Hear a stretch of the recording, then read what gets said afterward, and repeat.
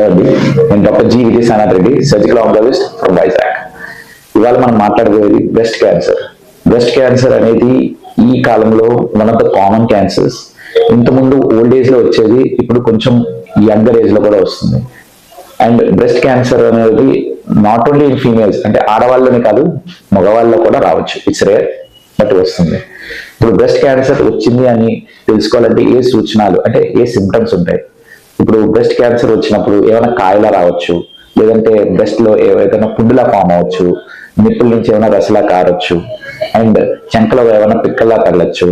ఒకవేళ in case cancer advanced, అంటే advance stages అంటే లాస్ట్ స్టేజ్ 4 అలా వెళ్తే ఊపిరి తీసుకునే ఇబ్బంది, లంగ్స్ స్ప్రెడ్ అయిపోయినప్పుడు వస్తుంది.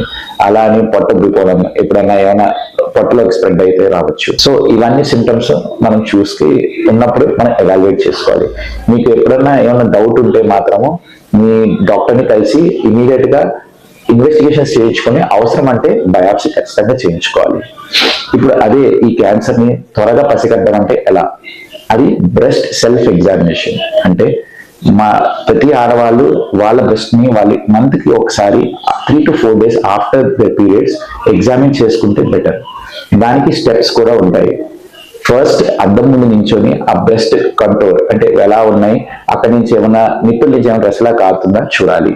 నెక్స్ట్ అదే సేమ్ చేతులు పైకెత్తేసి బ్రెస్ట్ ఏమైనా డిఫార్మ్ అయిందా, అంటే ఏమైనా కాయలా ఏమైనా ఉందా, నిప్పుల నుంచి ఏమైనా రసలా కారుతుందా, ఇంకెక్కడైనా చెంకలో ఏమైనా పిక్కల్లా కనబడుతున్నాయా, ఇవన్నీ చూసుకోవాలి.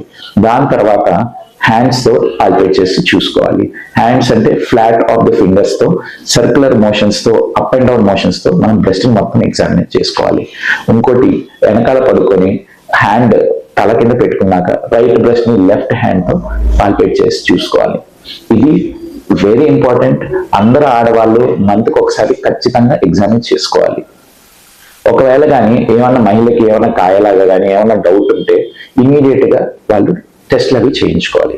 ఒకవేళ ఈవెన్ ఇఫ్ కాయలాగా ఏమీ లేకపోయినా స్క్రీనింగ్ మ్యామోగ్రామ్ అంటే బ్రెస్ట్ కి ఎక్స్రే, ఇది ఖచ్చితంగా ఆఫ్టర్ 40 years చేయించుకోవాలి. దీనివల్ల మనకి ఎర్లీగా బ్రెస్ట్ క్యాన్సర్ కనుక్కోవడం అవుతుంది. దానికి ట్రీట్మెంట్ కూడా మనం ఎర్లీగా చేయొచ్చు. మన చేతికి పాల్పేట్ అవ్వని కాయలు కూడా ఆ మ్యామోగ్రామ్ అనే ఎక్స్రేలో మనకు క్లియర్ గా కనబడతాయి.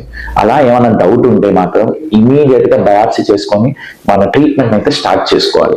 ఎందుకు అంటే ద ట్రీట్మెంట్ స్టేజ్ 1 లో తీసుకోవడము, స్టేజ్ 3 లో తీసుకోవడము చాలా తేడా ఉంటుంది. స్టేజ్ 1 లో మీ 5 years సర్వైవల్ మోర్ దెన్ 90% పైన వెళ్తుంది. అదే మీ స్టేజ్ 3 లో సర్వైవల్ ఇంకా పడిపోతుంది. సో స్టేజ్ 1 లో అయితే మీరు క్యాన్సర్ నుంచి క్యూర్ కూడా అయ్యే ఛాన్సెస్ కూడా ఉంటుంది.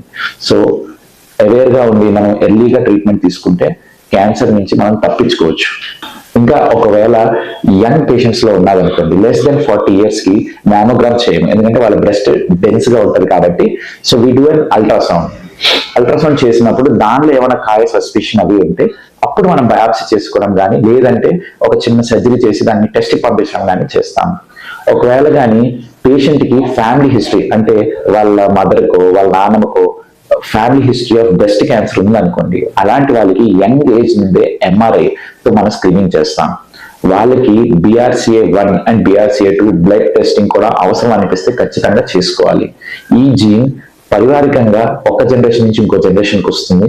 It causes multiple cancers, breast, ovary, endometrium, చాలా